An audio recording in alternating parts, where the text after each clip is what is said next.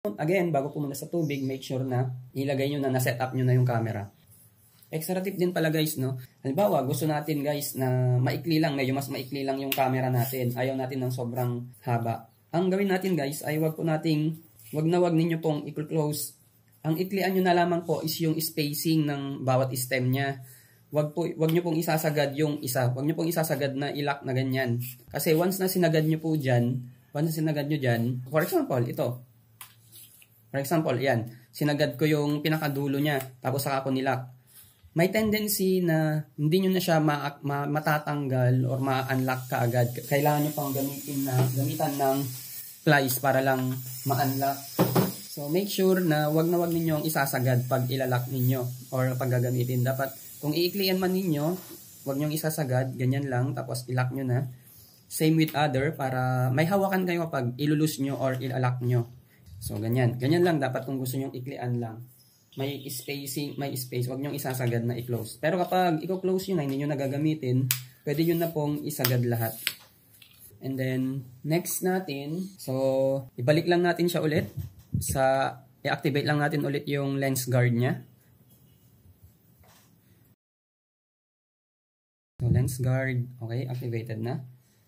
Pagtapos nyo nang gamitin at balak nyo nang i-download yung mga videos nyo from this camera papunta po dito sa internal storage ng phone nyo. So, halimbawa, meron na tayong mga videos. Yan na yung mga videos natin. I-download po natin para mas mabilis natin siyang i-edit sa ating phone.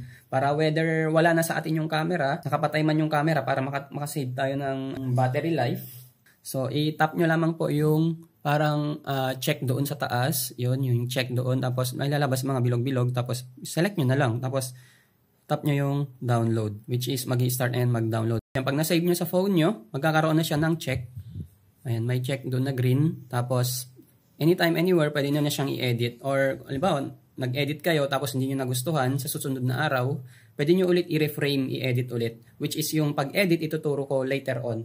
Sunod naman natin guys, ay tamang paghawak ng monopod para yung center point of view is maganda, no? Yung makukuha niya, hindi siya nagkakaroon ng blurred. I-extend muna natin ulit yung ating monopod at saka natin ilagay yung Insta360 camera natin. So, pakita ko sa inyo guys yung tamang position ng inyong camera kapag nag-vlog po kayo. So, tara sa labas. So, yung paghawak ng Insta360 dapat hindi ganito. Dapat hindi ganito or hindi nyo ginaganto. Yung pinaka-advisable na paghawak ng camera na Insta360 is ganito. Para yung center point of view niya, hindi sa baba at hindi sa taas, kundi makukuhanan ka ng video niya na nasa gitna. Pakita ako.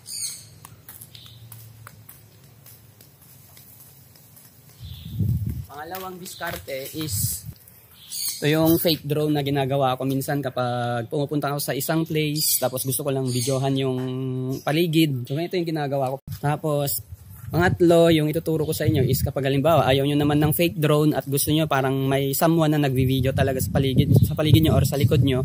Tapos, yun, pakita ko sa inyo paano.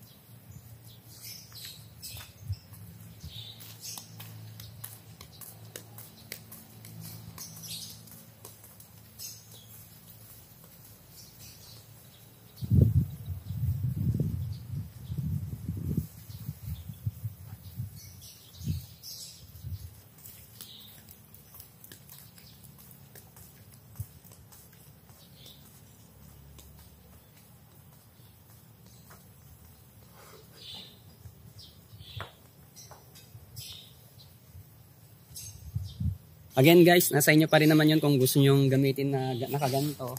Pwede pa rin naman, makukuhanan pa rin naman kayo. Basta discard nyo na lang kung ano mas preferred nyo.